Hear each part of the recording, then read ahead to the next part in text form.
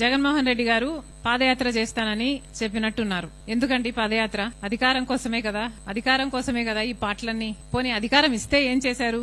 కనీసం రాజశేఖర రెడ్డి గారి జలయజ్ఞమైన పూర్తి చేయగలిగారా? అధికారం లేకొచ్చిన 6 నెలల్లో రాజశేఖర రెడ్డి గారు మొదలుపెట్టిన అన్ని ప్రాజెక్టులు జలయజ్ఞంలో నవరత్నాలలో కూడా చేర్చారు. పూర్తి చేస్తామని చెప్పిన జగన్మోహన్ రెడ్డి గారు అధికారం వచ్చిన తర్వాత ఎందుకు పూర్తి చేయలేదు? పూర్తి మద్యపాన నిషేధం అని చెప్పిన జగన్మోహన్ రెడ్డి గారు మరి కల్తీ మద్యంతో ఓన్లీ క్యాష్ పద్ధతుల్లో మద్యం మాఫియా చేయలేదా? అధికారం ఇస్తే ఏం చేశారు? ఋషికొండ వేల సంవత్సరాల తరబడి నిలబడ్డ కొండ జగన్మోహన్ రెడ్డి గారి అధికారంలోకి రాగానే ఏమైంది? బోడిగుండయింది. ఏమొచ్చింది?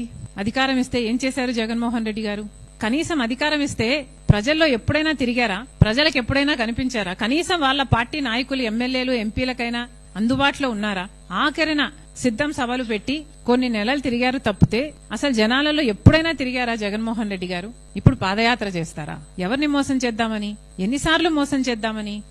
ఎబ్రహాం లింకన్ గారు ఒక మాట అన్నారు, to know the true nature of man give him power. ఇది నేను అనలేదు, ఎబ్రహాం లింకన్ గారు అన్నారు. To know the true nature of a man give him power. అంటే ఒక మనిషి నిజమైన నైజం తెలియాలంటే ఆయనకు అధికారం ఇచ్చి చూడండి అని అన్నాడు. మనం చూసాం, పవర్ సూట్ అవ్వలేదు జగన్మోహన్ రెడ్డి గారికి. Power did not suit him.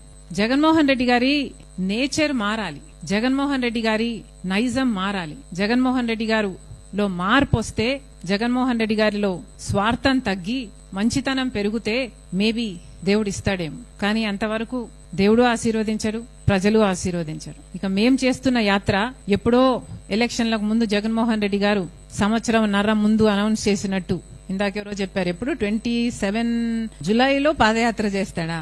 దానికి ఇప్పుడు ఎందుకంటే అనౌన్స్మెంట్? మేము ఇప్పుడు అనౌన్స్ చేస్తున్నాం, ఇప్పుడు యాత్ర చేస్తున్నాం. ఎందుకు చేస్తున్నాం?